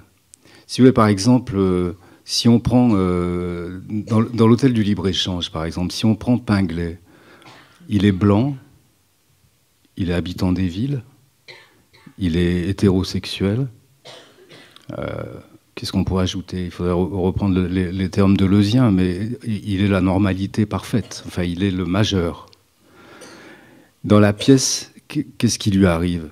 Il se fait enfiler par une machine, je ne sais pas comment ça s'appelle, un vilebrequin, parce qu'il y a dans l'hôtel où il va, il y a un valet enfin un domestique, enfin non, comment on appelle ça, un valet de chambre, enfin quelqu'un du personnel de l'hôtel qui fait des trous avec un vilebrequin, et comme il se trouve de l'autre côté de la cloison, en fait le vilebrequin lui rentre dans le cul, donc ça veut dire qu'il fait quand même une expérience homosexuelle, enfin on pourrait dire ça. Non mais oui. Après, je veux dire, comme il est avec la femme de son meilleur ami et que son meilleur ami arrive dans l'hôtel, il passe dans la cheminée. Quand il ressort de la cheminée, la femme qui est avec lui dit un nègre. Donc ça veut dire qu'il fait encore une autre expérience minoritaire, quoi. Donc finalement, dans cette pièce, l'étalon majoritaire de la pièce, qui est Pinglet, fait toutes les expériences même minoritaires. C'est-à-dire que, ouais, ben, je trouve ça passionnant. Mais c'est loin de Bond, je veux dire. Mais il y a une chose qui ressemble énormément, sauf que la ponctuation n'est pas du tout la même. Mais il y a quelque chose chez Fédo qui est absolument énorme, c'est l'exclamatif. Il y a un exclamatif tous les 3 mots. Qu'est-ce que ça veut dire jouer l'exclamation? Enfin, quel énervement ça représente? Enfin, quelle exagération ça représente? Ou je sais pas, ça me paraît important ça. Et les phrases de Bond, elles ont 2 mots de plus. Elles sont pointées, elles sont pas exclamatives en général. Mais c'est des phrases très courtes aussi. Mais sinon, il n'y a pas de rapport. Effectivement, il n'y a pas de rapport. Mais je ne sais pas. C'est comme passer d'un autoportrait à une nature morte. C'est pas plus grave que ça. Enfin.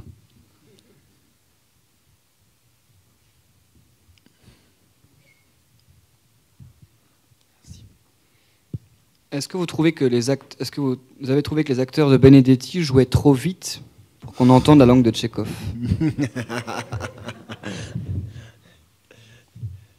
Mais il semblait assez clairement comprendre son opinion. Mais enfin... Non, je ne sais pas, je ne peux pas parler. Je veux pas parler Benedetti, il n'est pas là. Donc oui, je trouve que c'est faux. Ben, je trouve que c'est... Non, je ne vais pas en parler. Je vais me mettre à... D'accord. Non, je pense qu'il ne faut pas confondre jouer vite et penser vite. Ça, je peux le dire au moins. C'est pas très compliqué, ça. Je pense que quand on joue aussi vite, on ne voit pas que les acteurs jouent mal. Ça, je peux le dire aussi. On ne voit pas non plus qu'on n'a pas forcément bien compris la pièce. Ça, je peux le dire aussi. Moi, après, je m'arrête. Là, tu as eu ton compte, là, je crois. Oui, Voilà. j'ai eu mon compte, merci. Non, mais c'est pas ce que je voulais.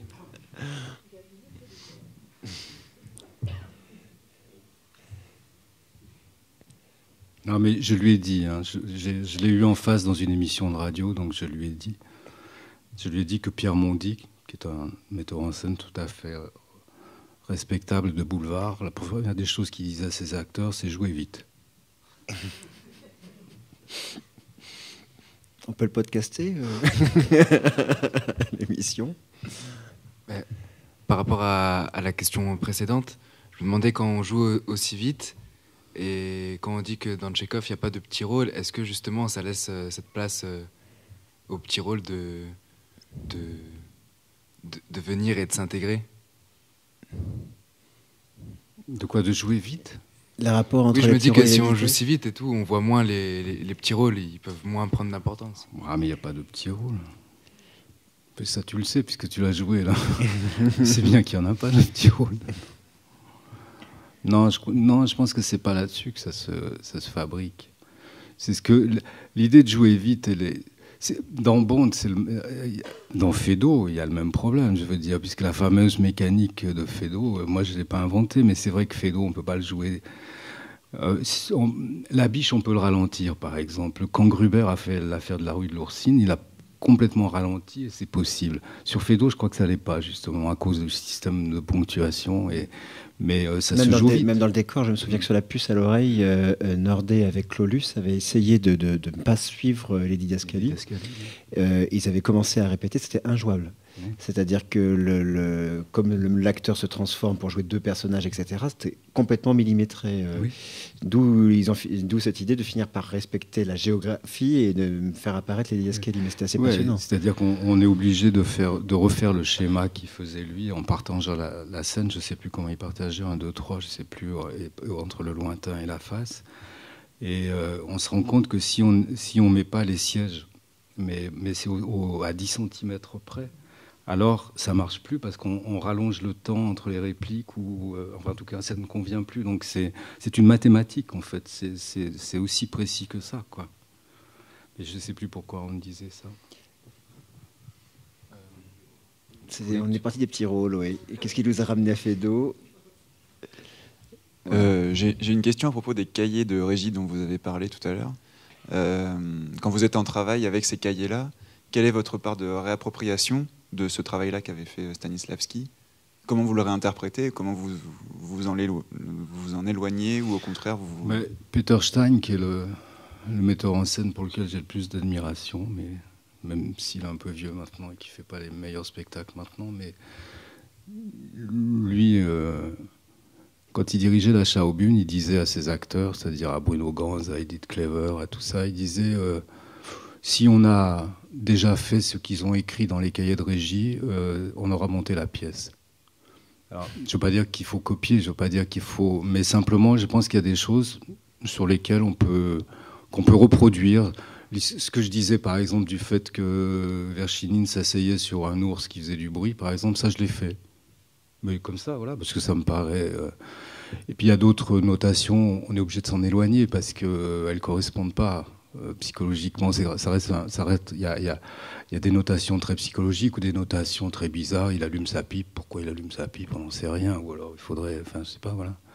Mais non, c'est comme le décor.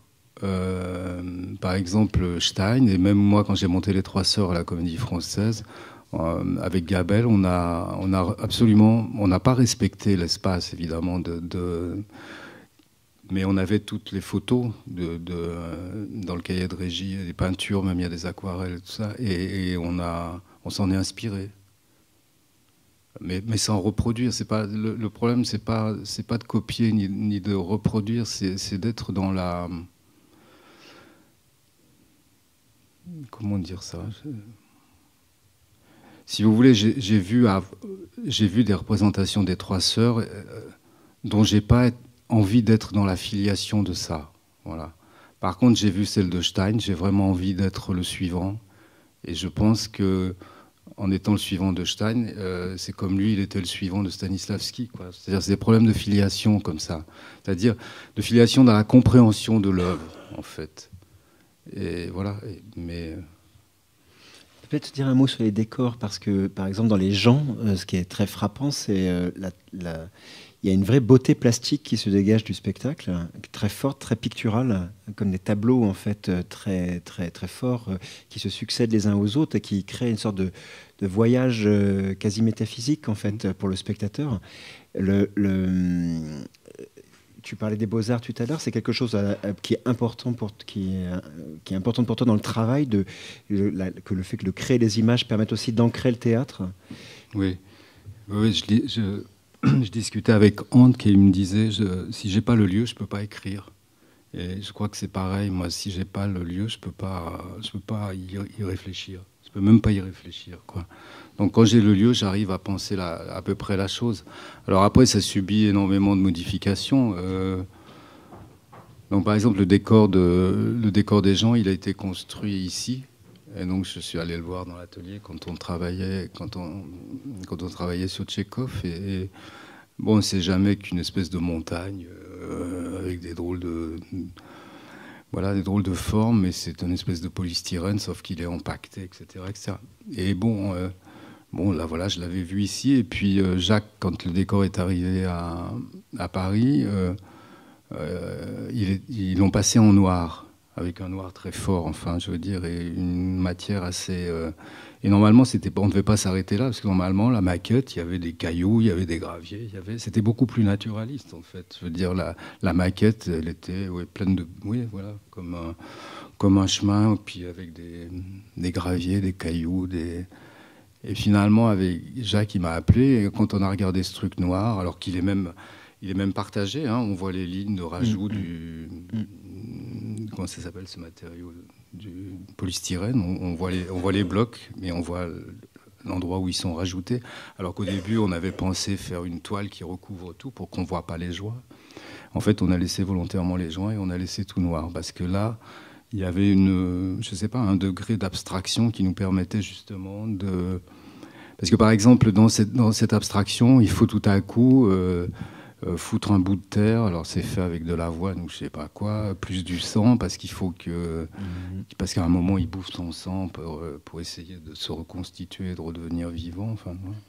Mais par exemple, ça, on peut le faire sur ce matériau-là. Si on avait eu des graviers, on n'aurait peut-être pas pu le faire, ou ça n'aurait pas été pareil du tout. Non, ça compte énormément, le lieu. D'ailleurs, la preuve, quand on a fait Tchekhov, on l'a fait là, c'était compliqué de trouver la... Mais c'était bien en même temps.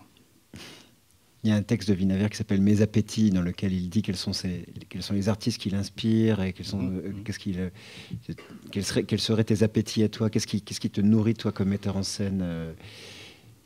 C'est plutôt de la peinture, c'est plutôt des lectures, c'est plutôt... ça dépend des spectacles. Ça dépend des spectacles. Non, c'est plutôt la peinture, mais bon. Non, je sais pas, on m'a posé ça l'autre jour, on m'a posé comme ça à la radio à Brûle-Pourpoint de dire quelle exposition il fallait voir. J'ai tout de suite dit aller voir l'exposition d'Ernest Pignon-Ernest sur la prison Saint-Paul à Lyon, parce que c'est d'abord parce que c'est un ami, je le connais bien, mais par exemple lui, il arrive à être dans la réalité. Alors que finalement, il a un dessin qui est celui de la Renaissance italienne, quoi, tellement il est fort. Donc c'est magnifique. Enfin, j'aime bien ça, parce que je trouve qu'il a cette qualité-là, justement. Mais vraiment, il a un dessin qui pourrait être celui de Michel-Ange, presque. Enfin, c'est tellement fort en dessin. Et en même temps, il est totalement ancré dans la réalité, puisque les choses qu'il fait... Après, il les tire en sérigraphie, il va les coller à la sortie du théâtre, ça dépend des endroits. Moi, j'ai le souvenir d'un festival d'Avignon où il avait tiré il avait dessiné, et après il avait en sérigraphie tiré en pied le portrait de Mayakovsky, avec un énorme poème de Mayakovsky, en plus sur la fonction de l'art. Mais c'était dans les années, je ne sais plus combien, hein, je ne sais pas, je devais avoir 25 ans, et à ce moment-là, Avignon, c'était couvert de ça. Tous les murs étaient couverts de Mayakovsky qui te regardait avec le poème. Donc je veux dire, et la qualité du dessin était magnifique. Donc c'est ça que j'aime bien, c'est-à-dire d'arriver à être, je ne sais pas comment dire, à être dans l'histoire et en même temps d'avoir tout le savoir avant, quoi. Il y en a pas beaucoup, hein. Est-ce qu'on a une dernière question pour Alain?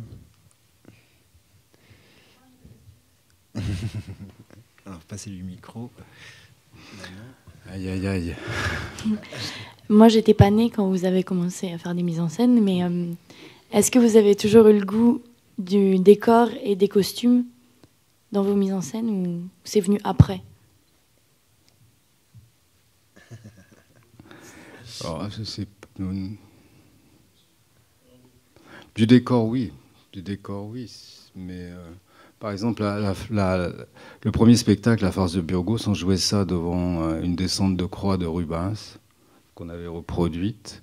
Et avant, il y avait, je ne sais pas si c'est un artiste, je ne sais pas si vous connaissez, Fromager, il avait fait tous les drapeaux, aussi bien les drapeaux français que le drapeau espagnol, tout ça, et le rouge coulait comme du sang. Et donc il y avait ces deux éléments dans le décor. Donc forcément, par exemple, par rapport à la peinture, on voit tout de suite où on était déjà en commençant. Par contre, on avait fait un cheval, le cheval de Franco. On avait fait un cheval avec des lessiveuses et des tubes, des tuyaux de poêle pour faire les jambes, enfin de poêle pour le chauffage. Donc voilà. Les costumes, oui, bien sûr. Je veux dire, bien sûr, il y avait un personnage que jouait Didi qui était l'Opus Dei. Elle avait une robe qui était faite en dollars. Il y avait un personnage qui faisait le marché commun. À l'époque, c'était le marché commun. Et sa veste était faite qu'avec les drapeaux du marché commun. Enfin bon, donc, mais là, c'était un peu hyper signifiant. Je ne sais pas comment dire. Après, c'est sûr que si je pense à ce que vous pensez, c'est-à-dire si je pense à la villégiature, aux Trois Sœurs ou à des choses comme ça, c'est sûr que ça me passionne effectivement. Mais vous savez, c'est par exemple plus difficile de faire les costumes sur les gens que faire les costumes sur la villégiature. Sur la villégiature, si vous voulez, il y a tellement de référents italiens, de livres qu'on peut regarder, puis dire à Gabel ou à Cochetier, tiens, putain, ça, il faut le faire, parce que regarde la robe, comment elle est foutue, regarde la couleur, regarde le motif, tout ça. Enfin, je veux dire, ça me paraît important, hein, si on monte la villégiature, on peut toujours monter la villégiature en costume, là, comme ça, je veux dire, ça n'a pas d'importance, mais si on veut quand même, enfin, il me semble, si on veut raconter à peu près ce que l'histoire raconte, il vaut mieux, oui. Mais je sais pas, on peut changer les époques aussi. Moi, par exemple, Feydeau, je n'arrive plus. Au début, je l'ai fait, maintenant, j'y arrive plus. C'est-à-dire, en fait, parce que 1900, c'est encore les robes qui traînent par terre et tout. Par exemple, ça, j'y arrive plus. Il y a des moments, donc là, par exemple, avec Cochetier, chaque fois, quand on fait un Feydeau, on le fout en 1930 ou plus, quoi. C'est-à-dire, voilà, on débarrasse parce que c'est infernal, quoi.